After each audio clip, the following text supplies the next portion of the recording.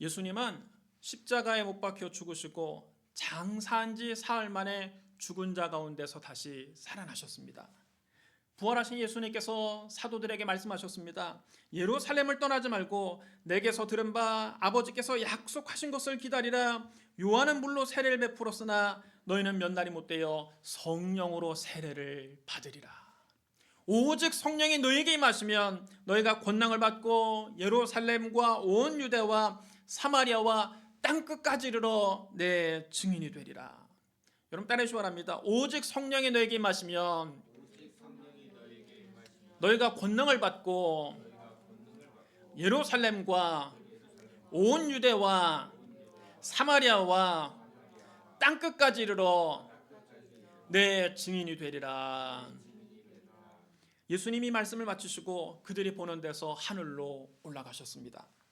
약 120명의 사람들이 예수님의 이 말씀에 순종해서 예루살렘에 있는 마가의 다락방에 모여서 열흘 동안 오로지 기도에 힘썼습니다. 오순절날이 이르자 호련히 하늘로부터 급하고 강한 바람 같은 소리가 있어 그들이 앉은 온 집에 가득했습니다. 마치 불의처럼 갈라지는 것이 그들에게 보여 각 사람 머리 위에 하나씩 임했습니다. 그들이 다 성령의 충만함을 받고 성령의 말하게 하심을 따라 다른 언어들로 말하기 시작했습니다. 이것이 여러분 오순절 성령 강림이요 교회의 탄생입니다. 마가다락방에서 성령 받은 약 120명이 바로 최초의 교회입니다. 오순절 성령 강림 이후 예루살렘 교회는 급속도로 부흥합니다. 성령 받은 베드로가 나가서 설교할 때 하루에 3,000명, 5,000명이 회개하고 세례를 받았습니다. 그리스도의 교회가 이렇게 급속하게 성장하자 예수님을 십자가에 못 박은 유대교회 지도자들은 큰 위기감을 느꼈습니다. 그들은 예수 안에 죽은 자의 부활이 있다고 백성을 가르치고 복음 전하는 것을 싫어했습니다. 자기들이 십자가에 못 박아 죽인 예수가 다시 살아나셨다니 그러면 자기들이 진짜 하나님의 아들을 죽인 게 되지 않습니까? 그래서 그들은 사도들에게 예수의 이름으로는 가르치지도 복음을 전하지도 말라고 엄령했습니다. 급기야 그들은 복음을 전하는 스데반 집사를 돌로 쳐서 죽였습니다. 스데반이 최초의 순교자가 됐습니다. 스데반의 순교 이후 예루살렘 교회에 큰 박해가 시작되었습니다. 이 박해가 너무 심해서 사도들 외에 다른 성도들은 다 온 유대와 사마리아 땅으로 흩어지게 됐습니다. 그것으로 교회는 끝났다고 생각했습니다. 그런데 여러분 그게 아닙니다. 놀라운 반전이 있습니다. 흩어진 사람들이 두루 다니며 복음을 전했습니다. 빌립 집사는 사마리아 성에 들어가 그리스도를 전했습니다.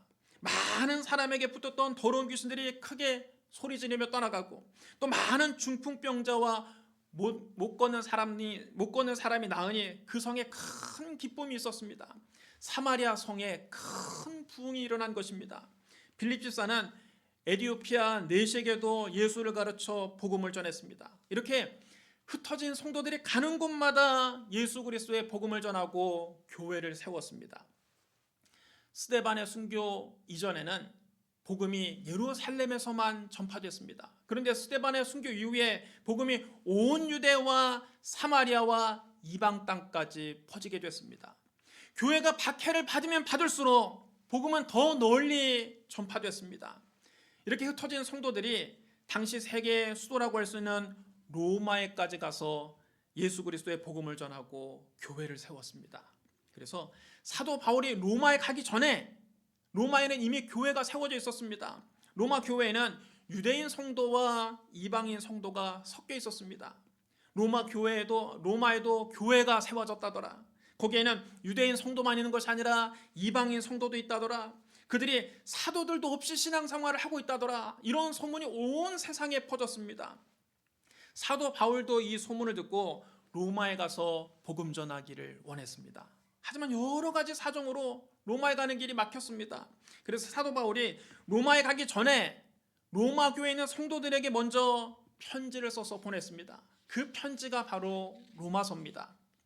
로마에서 하나님의 사랑을 받고 성도로 부르심을 받은 모든 자에게 하나님 우리 아버지와 우리 주 예수 그리스도로부터 은혜와 평강이 있기를 원하노라.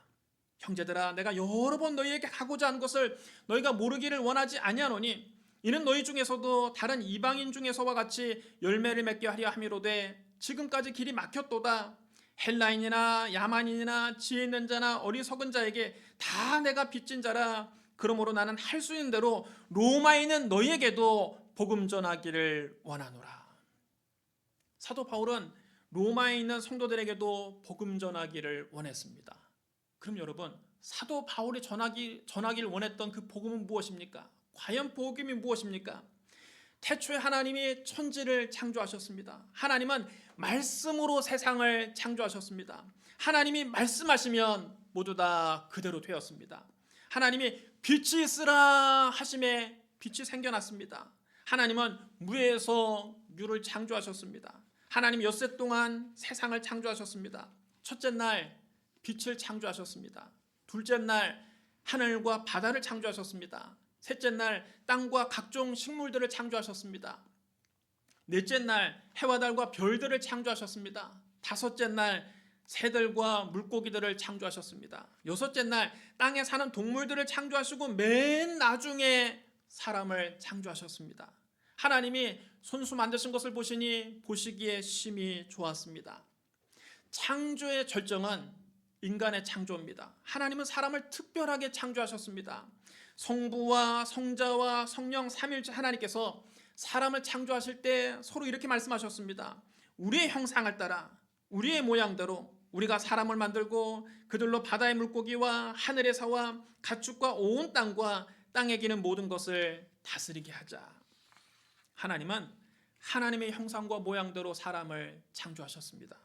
왜 하나님께서 당신의 형상과 모양대로 사람을 창조하셨습니까? 하나님은 사람을 영적인 존재로 만드셔서 사람과 친밀한 교제를 나누기를 원하셨던 겁니다. 하나님께서 땅의 흙으로 사람을 지으시고 생기를 그 코에 불어넣으시니 사람이 생명이 됐습니다.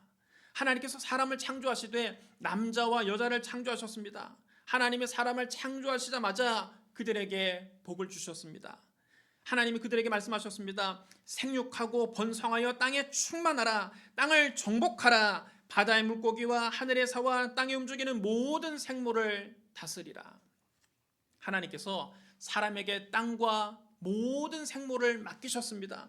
하나님의 형상을 지닌 사람이 하나님을 대신해서 땅과 모든 생물을 지혜롭게 관리하라고 맡기신 겁니다. 그뿐 아니라 하나님은 사람을 위해 에덴이라고 하는 낙원을 창설하시고 사람을 거기에 살게 하셨습니다. 에덴 동산에서는 언제나 하나님과 친밀한 대화를 나눌 수 있었습니다. 그곳은 영적으로 충만한 곳이었습니다. 그곳에는 보기에 아름답고 먹기에 좋은 나무가 항상 있었습니다. 배고픔이 없었습니다. 항상 모든 것이 풍족했습니다. 환경적으로 축복의 땅이었습니다. 그곳에는 질병도 없고 죽음도 없었습니다. 육체적으로 강건하고 생명이 넘치는 곳이었습니다. 하나님께서 첫사람 아담에게 말씀하셨습니다. 동산 각종 나무 열매는 네가 임의로 먹되 선악을 알게 하는 나무 열매는 먹지 말라. 네가 먹는 날에는 반드시 죽으리라. 여러분 따라서 합니다. 네가 먹는 날에는 반드시 죽으리라. 하나님은 에덴 동산에 있는 모든 나무 열매를 마음껏 먹으라고 하셨습니다. 단지 그 동산 중앙에 있는 선악을 알게 하는 나무 열매는 먹지 말라고 하셨습니다. 그 선악과는 하나님의 절대 주권을 상징하는 것입니다. 인간이 하나님의 절대 주권만 침범하지 않는다면 모든 것이 풍족한 낙원에서 행복하게 살 수 있었습니다. 하나님이처럼 사람을 존귀하게 창조하시고 특별히 아끼고 사랑하셨습니다. 그러나 인간은 이 하나님의 사랑을 저버렸습니다. 하나님을 배신했습니다. 하루는 뱀이 여자를 찾아와서 물었습니다. 하나님이 참으로 너희에게 동산 모든 나무 열매를 먹지 말라 하시더냐. 뱀은 곧 사탄입니다. 요한계시록 12장 9절에 이렇게 기록되어 있습니다. 옛뱀 곧 마귀라고도 하고 사탄이라고도 하며 온 천하를 꿰는 자라. 사탄은 들짐승 중에 가장 간교한 뱀을 자기의 도구로 이용해서 여자를 꿰었습니다. 여자는 그것이 사탄의 꼬임인 줄도 모르고 순진하게 사탄과 말을 섞었습니다. 동산 나무 열매를 우리가 먹을 수 있으나 동산 중앙에 있는 나무 열매는 하나님 말씀에 너희는 먹지도 말고 만지도 말라 너희가 죽을까 하노라 하셨느니라. 여러분 언제 하나님이 너희가 죽을까 하노라 말씀하셨습니까? 하나님은 분명하게 말씀하셨습니다. 너희가 먹는 날에는 반드시 죽으리라. 그러나 여자는 확신 없게 대답했습니다. 너희가 죽을까 하노라 하셨느니라. 죽을지도 모른다는 겁니다. 다른 말로 하면 안 죽을 수도 있다는 뜻입니다. 여자가 하나님 말씀에 확신이 없는 것을 보고 뱀이 재빨리 여자를 안심시킵니다. 너희가 결코 죽지 아니하리라.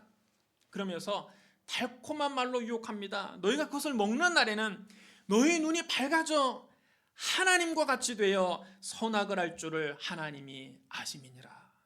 여자가 그 말을 듣고 그 나무를 다시 보니까 과연 먹음직도 하고 보암직도 하고 지혜롭게 할 만큼 탐스럽기까지 했습니다. 여자가 그 열매를 따서 먹었습니다. 그리고 자기와 함께 있는 남편에게도 주니 그도 먹었습니다. 아담과 하와가 왜 선악과를 따먹었습니까? 그 맛이 궁금해서 먹은 겁니까? 배가 너무 고파서 먹은 겁니까? 아니죠. 그들은 하나님과 같이 되기 위해 선악과를 먹은 것입니다. 그러므로 선악과를 따먹은 것은 단순히 남의 과손에 들어가서 나무 열매 하나 서리에 먹은 것이 아닙니다. 감나무 열매 하나 서리에 먹은 것이 아닙니다. 사과 열매 하나 서리에 먹은 것이 아닙니다. 아담과 하와는 절대 주권자의 자리에서 하나님을 내쫓고 그 자리를 자기들이 차지하기 위해서 선악과를 먹은 겁니다. 이것은 여러분 반역입니다. 하나님은 모든 피조물 가운데 인간을 특별하게 아끼고 사랑하셨지만 인간은 하나님을 거역하고 죄를 범했습니다. 죄의 대가는 심판과 죽음입니다. 하나님이 분명히 말씀하셨습니다. 네가 먹는 날에는 반드시 죽으리라. 아담 이래로 모든 인간은 죄 가운데 태어나서 죄를 짓고 삽니다. 여기에 예외도 없습니다. 우리는 죄 가운데 태어나서 하루도 죄 안 짓고 사는 날이 없습니다. 우리의 생각하는 것이 다 죄요, 말하는 것이 죄요, 손발로 행동하는 것이 다 죄뿐입니다. 내 평생 살아온 길 뒤를 돌아보니 걸음마다 자욱마다 다 죄뿐입니다.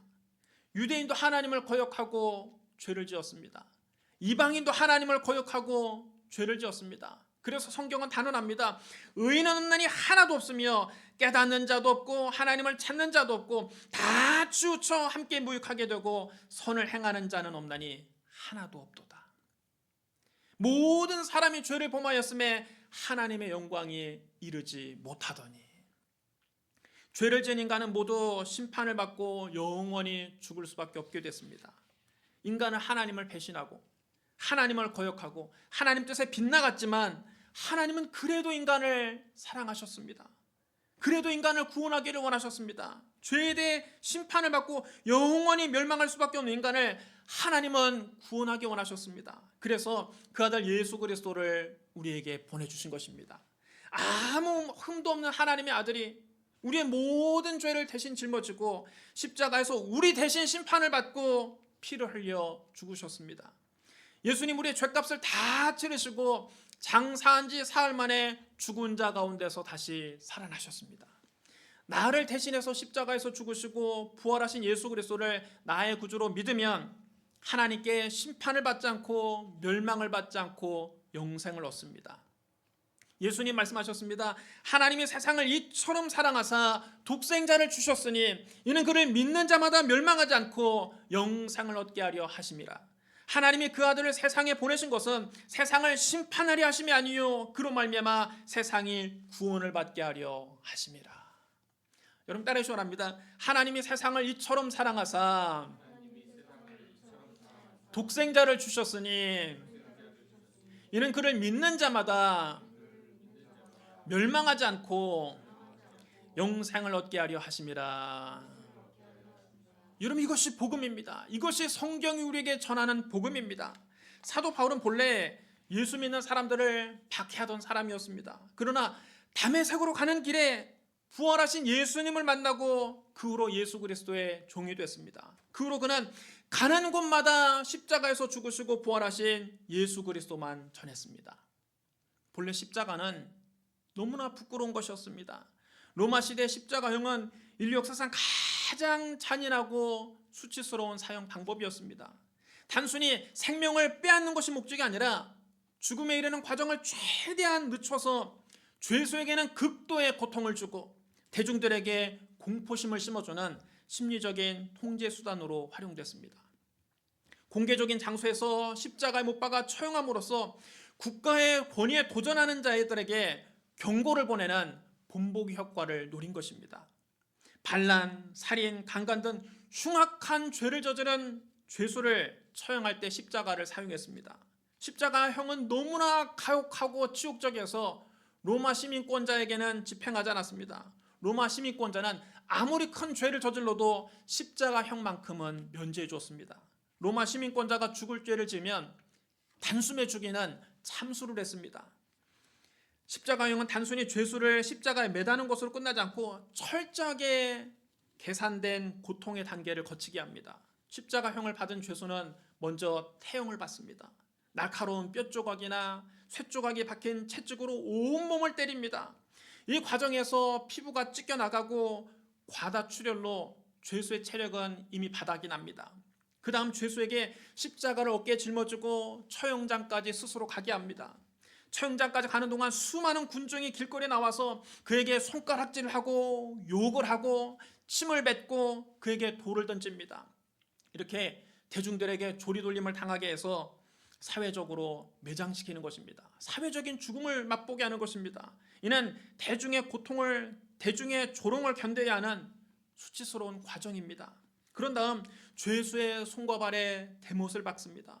십자가에 달린 죄수는 죽는데 몇 시간에서 길게는 며칠까지 걸렸습니다. 팔이 위로 뻗은 채 매달리면 가슴 근육이 수축해서 숨쉬기가 굉장히 곤란해집니다. 숨을 쉬기 위해 발을 딛고 몸을 위로 밀어 올려야 되는데 이때마다 못이 박힌 손과 발에 극도의 고통이 가해집니다. 결국 기력이 다하면 숨을 쉬지 못해서 질식사하게 되는 것입니다. 또는 태형으로 인해 과다출혈을 한 사람이나 뜨거운 태형 아래서 탈수로 쇼크사로 죽기도 합니다. 극도의 고통과 스트레스로 심장이 마비돼서 죽는 죄수도 있습니다.